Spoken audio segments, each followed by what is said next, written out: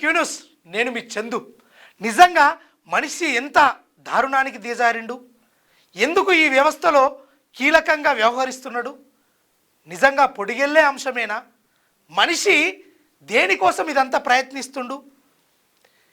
క్రీస్తు పూర్వం 3000 సంవత్సరాల కింద జరిగిన యుద్ధాలతో ఇప్పుడు ఎక్కడి వరకు చేరింది ఈ యుద్ధం?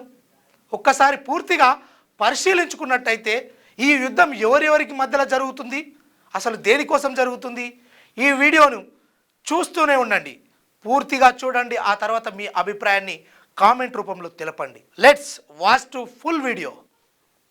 ఇక యుద్ధం దేనికోసం జరిగింది, ఎందుకోసం జరిగింది, అసలు ఎక్కడ జరిగింది, ఎందుకు జరిగింది అనే విషయాలు ఒకసారి క్లుప్తంగా వివరించే ప్రయత్నం చేస్తా.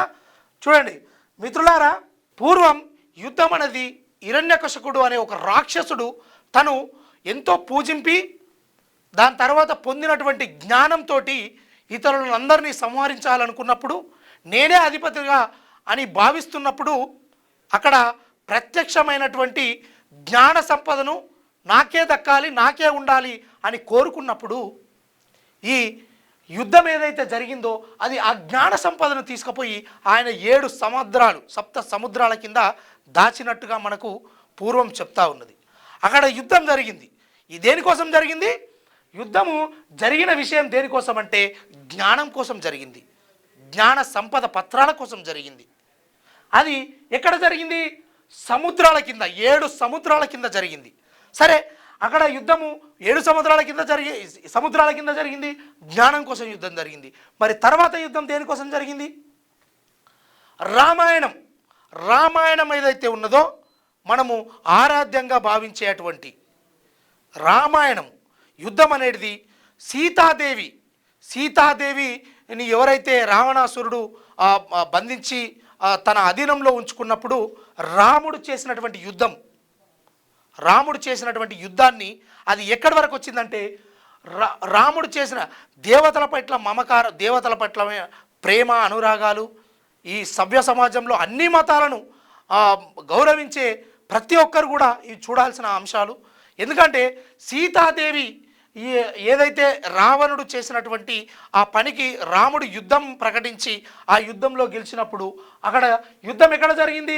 ఒక సముద్రం దాటి జరిగింది. ఫస్ట్దేమో 7 సముద్రాలు, తర్వాత ఒక సముద్రానికి వచ్చింది. ఆ తర్వాత యుద్ధం దేనికోసం జరిగింది?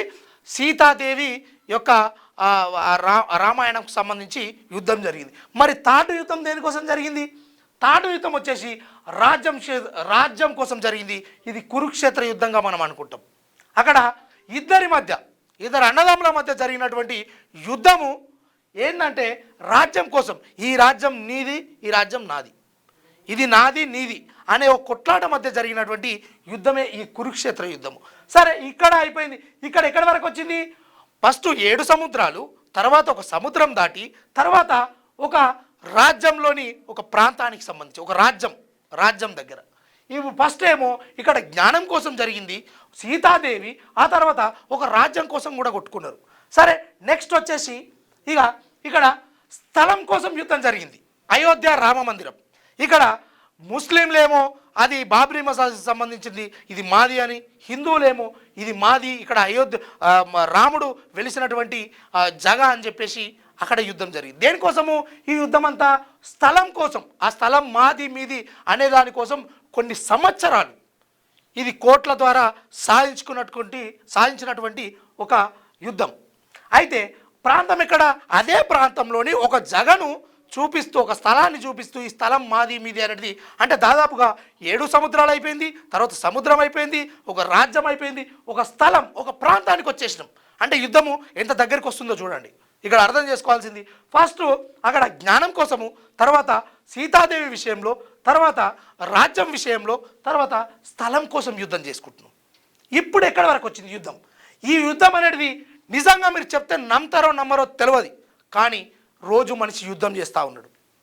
పక్క పొంటి ఉన్నోనితోటే తన మెదడుతో డబ్బు కోసం. అదే కొంతమంది అంటారు కరెన్సీ అని, కొంతమంది అంటారు డాలరు అని, కొంతమంది అంటారు ఇదే నా జీవిత విలువ అని. దీనికోసం మనిషి యుద్ధం చేస్తూ ఉన్నాడు. ఏ రకమైనటువంటి యుద్ధం అంటే పొద్దుగాల లేస్తే ఆడు అన్ననా, తమ్ముడా, నాయననా, అమ్మనా, అక్కనా, చెల్లెనా, ఇవన్నీ ఏ సంబంధం లేకుండా నిజంగా ఈ దేశమే కాదు, ఈ ప్రపంచంలో మొత్తానికి మానవ సంబంధము ఆర్థిక సంబంధమే. నిజంగా మానవ సంబంధం ఆర్థిక సంబంధమే. కొంత ఉన్నప్పటికీ ప్రేమానురాగాలు, నిజంగా మంచి చెడు ఇవన్నిటినీ అధీనంలోకి తీసుకున్నప్పుడు కొంతవరకు అది చివరికి ఎక్కడి వరకు అంటే విడిపోయే సమస్య ఏర్పడినప్పుడు అక్కడ ఉండే సంబంధము ఆర్థిక సంబంధమే. అందులో భాగంగానే మనిషి నిత్యం యుద్ధం చేస్తూ ఉన్నాడు. నిత్యం లేచిన కాడికెంచి అంటే ఎక్కడి వరకు వచ్చింది ఈ యుద్ధము? ఇప్పుడు ఫస్ట్ వచ్చేసి జ్ఞానం అనే దానికోసము, తర్వాత సీతాదేవి, తర్వాత రాజ్యము, తర్వాత స్థలము, తర్వాత డబ్బు. అంటే ఎంత దగ్గరకు వచ్చింది చూడండి. ఫస్ట్ వచ్చేసి 7 సముద్రాల కింద యుద్ధం జరిగింది. ఆ తర్వాత ఒక సముద్రం దాటి అవతల యుద్ధం జరిగింది. ఆ తర్వాత ఒక రాజ్యంలో యుద్ధం జరిగింది. ఆ తర్వాత ఒక ప్రాంతంలో యుద్ధం జరిగింది. కానీ ఇప్పుడు మనిషి నిత్యం యుద్ధం చేస్తుండు. మెదడుతో, కాసులు అనే సిరులు, డబ్బు అనే మహిమతో సంపాదించాలన్న ఒక ఉద్దేశంతో మనిషి నిత్యం యుద్ధం చేస్తూ ఉన్నాడు. ఈ యుద్ధంలో సక్సెస్ అయ్యే వాళ్ళు ఎంతమంది, నష్టపోయే వాళ్ళు ఎంతమంది అనేది పక్కకు పెడితే ప్రతిరోజు యుద్ధం చేస్తున్నటువంటి మనిషి ఎంతకాలం బ్రతుకుంటుండొచ్చు? ఈ బ్రతికిన దాంట్లో ఈ సమాజంలో గుర్తింపు ఏ రకంగా లభిస్తుండొచ్చు? ఈ సమాజంలో ఉన్నటువంటి అన్ని విషయాలకు తానై ముందుకు సాగే మానవుడు నిజంగా ఈ యుద్ధాన్ని ఎందుకు ఆపలేకపోతుండు అంటే మానవ సంబంధం ఆర్థిక సంబంధం. ఇది ఎవడు ఈ భూమి మీద బుక్కెడు బువ్వేయాలంటే ఆలోచిస్తారు. అందులో భాగంగానే డబ్బే ఉంటే ఎవడైనా వస్తాడు, ఏదైనా సాధ్యపడుతుంది అన్న ఒక ఆలోచనలతో ఈ జనాలు బ్రతుకుతున్నారు. అందుకోసమే డబ్బే ముఖ్యంగా, డబ్బే ప్రాథమికంగా అవసరంగా, డబ్బుతోటే అన్నీ కొనగలుగుతాం అని అనుకుంటే మూర్ఖత్వమే. నిజంగా నీ యొక్క సమయాన్ని, నీ యొక్క తీరిపోయే ఆయుష్ కాలాన్ని కొనగలవా? కాదు కదా. అందుకోసమే ప్రతి విషయంలో ఏదైనా మీకు తోచిన సహాయాన్ని చెయ్యండి, మీరు మార్గదర్శకులుగా ఉండండి. కానీ డబ్బు ఇవాళ మనిషి బతికినన్ని రోజులు ఏ రకంగానైతే బతుకుతాడో, తను ఏం చేసి బతుకుతాడో అదే తిరిగి వచ్చేది ఉంటుంది. అందుకోసం మీరు తస్మాత్ జాగ్రత్తగా ఉండాలి. ఈ యుద్ధాలు అనేటివి మనిషి వరకు వచ్చింది, నీ మెదడు వరకు వచ్చింది. ఆలోచించుకో, ఇది నీదే యుద్ధం, నువ్వే చేస్తూ ఉన్నావు. నీతో పాటు నీ పక్క పొంటోడు కూడా నీపైన యుద్ధం ప్రకటిస్తూ ఉన్నాడు. అది మెదడుతో ఆలోచించే యుద్ధంగా మారిపోయింది. తస్మాత్ జాగ్రత్త. ఇంకెక్కడి వరకు వస్తుందో తెలియదు. అందుకోసం ఒకటే మాట చెప్తా ఉన్నా, యుద్ధాలు దేనికైనా, సమస్యలు ఏవైనా పరిష్కార మార్గంలో మీరు ఎప్పటికీ మీ మనస్సును, అవును మనిషి అత్యాశాపరుడే, మనిషి ఆశాజీవే అయినప్పటికీ మీ యొక్క ఆలోచన పర్వాన్ని మీరు మీ అధీనంలో ఉంచుకుంటే మీరు జీవితంలో మరిన్ని సక్సెస్లు పొందగలుగుతారు. కానీ ఈ యుద్ధాన్ని ఎవరో ఎప్పుడో ఎక్కడో ప్రకటించిందేం కాదు. నిత్యం నీ మనస్సు, నీ మెదడు నువ్వు యుద్ధం చేస్తూ ఉన్నావు చూడు, ఆ యుద్ధమే నిన్ను కాటికి పంపే దిశలో ఉంటుంది. అందుకోసం ఏది ఎక్కడి వరకు ఒడిసి పట్టుకోనో అక్కడి వరకే పట్టుకో.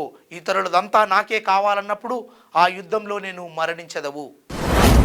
మీ వ్యాపారం అభివృద్ధి కావాలని కోరుకుంటున్నారా?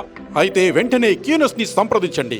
Schools, colleges, banks, shops, office promotions, land promotions, political promotions, restaurant promotions, hospital promotions, పుట్టినరోజు వేడుకలు, శుభకార్యాలు, వ్యాపారాలు ఏవైనా, సందర్భం ఏదైనా ఇప్పుడే క్యూనస్ ద్వారా తెలియజేయండి. మీ వ్యాపారాన్ని అభివృద్ధి చేసుకోండి.